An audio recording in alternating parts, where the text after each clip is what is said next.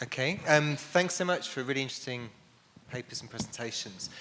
So we've got a little bit of time for discussion, and we thought we'd start with some discussion here, but fairly quickly move into opening up for if you've got questions or thoughts you'd like to bring in to the panel. And one thing I thought was really interesting about the discussion so far was how the papers were all thinking about the context within which the street art discussions are happening in relation to these wider issues around the structure of public space, for instance, these questions of privatization, but also different kinds of power through which public spaces are structured.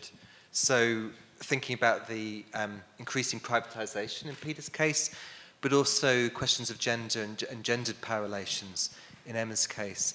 And then thinking about this wider structuring of culture in the way that that becomes part of policy making or negotiations from the different actors involved.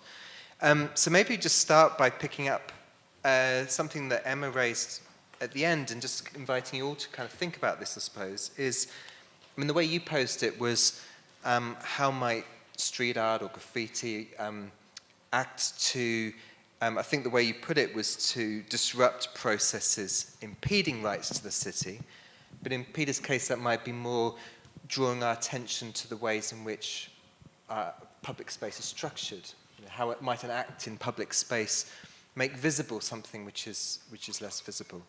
And I wondered in relation to Pedro, you know, whether you might reflect on that in terms of these questions you were raising about cultural funding and cultural structures, like the way in which the disruptive moment or the intervention might bring into visibility or question some of these issues. So I don't know who would like to start with that.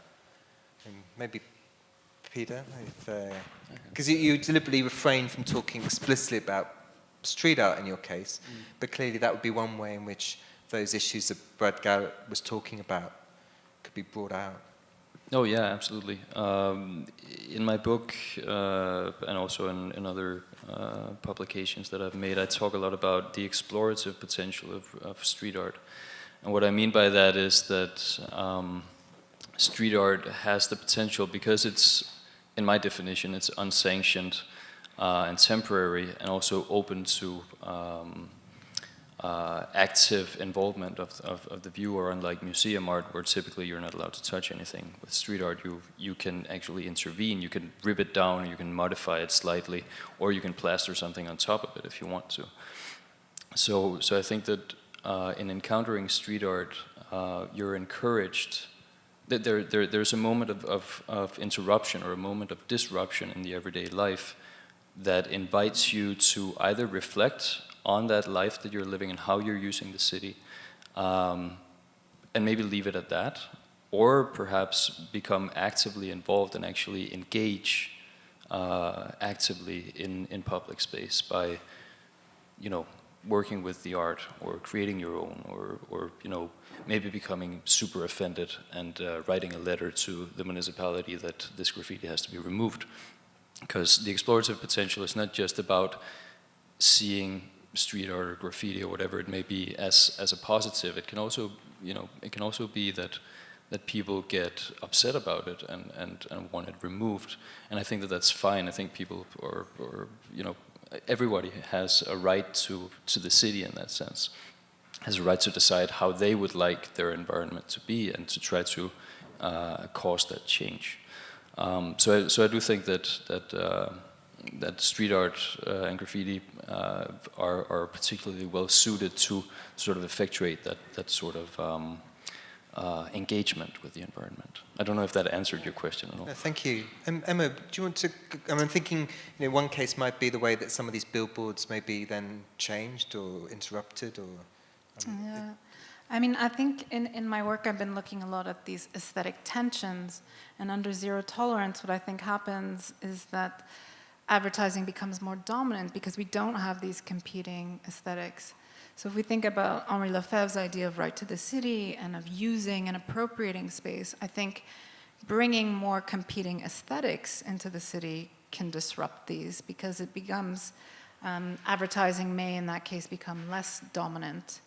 And I can think of an example, and I used one of the photograph in my essay for the program of a Montreal street artist, and she's a feminist graffiti writer and street artist who is very much involved in this anime and cute culture. And so she goes out into the city and puts these very cute anime images of women with very strong feminist messages together.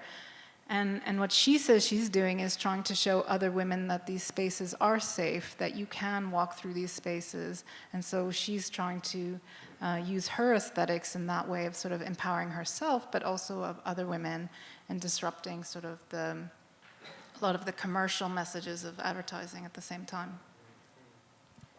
And do you find the concept of reworking or détournement, or the kind of hijacking of the existing imagery significant? I mean, because you didn't show images of that, but I'm wondering if there's significant elements of that in the fieldwork you were doing? So I haven't seen anything of this in Oslo. I've seen a few stickers or a few posters that are put up over the advertising. But the thing is that Clear Channel and JC Deco have teams of people who go out and clean these spaces.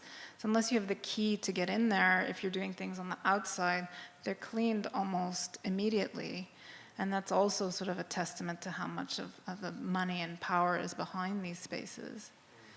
And I think also they have a technological sort of advantage also over art, and that's the fact that they have this lighting as well that makes the images even more dominant at night. No? I mean, that's really Could I just interject there? I just wanted to plug the American artist Jordan Saylor's project. I forget what the name of it is, but he essentially, what he does is that he reproduces keys for opening all of these advertising spaces from all over the world, and then distributes them so that anyone, yeah. So you know, it is possible to get those keys and to actually get in there, and it's easier than you might think. You just need to. The hashtag, I think, is we got keys for that. So if you look that up, you can probably find it. And Pedro, I was really struck by that statistic you start with, about the 98%, talking about the resources used for cleaning. But did you have reflections on this theme? Yeah, I brought this idea because I was challenged by this open possibility, because I'm really into what's going on related with urban art, graffiti, street art in Lisbon, and I saw this moment of this request from the city council for the cleaning and for the cleaning management as something that, why shouldn't we take care of this? You know, like something like, why just trying to fight them, like trying to jam?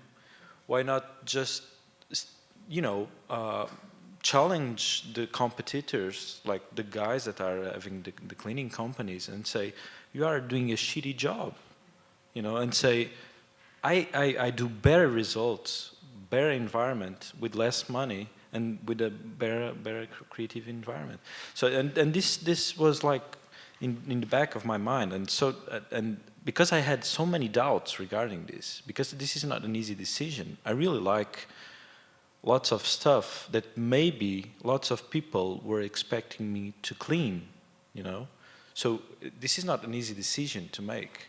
So, but I really thought about that. I just didn't went through because it was needed a structure that I didn't have as a company, like some bank insurance and this kind of stuff. Because otherwise, I really wanted to do a difference, you know, and challenge the way cleaning is done, you know. And because in the end, as we all know, cleaning is also a creative process if you want to. You know, it's just adding matter, removing matter. It's just a question of, you know, I think the big challenge is to change the mind of people, that what they are thinking when they are thinking about cleaning, like the hygienization, or they just want to give presence to the advertising and eliminate competition. Is that, you know, there are several, but they want, this discussion needed to be clarified somehow also, you know, because if it's that, it's under the table, you know, it's not publicly stated that they eliminate graffiti because they want to give presence to advertising. It's not publicly stated, because if it's that the reason, the discussion could be another one, you know, if what's the value of advertising versus cultural, you know, I think we entered another debate and it's more or less taboo, you know, I think this discussion.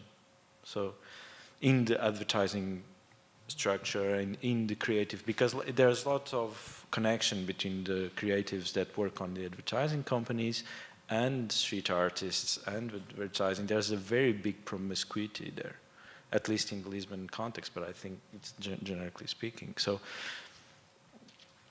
there are lots of situations here for clarifying, but above all, I really feel that if we stick only to the culture, it's a dead end. Been proved. I think it's not, it's an opportunity. There are generated opportunities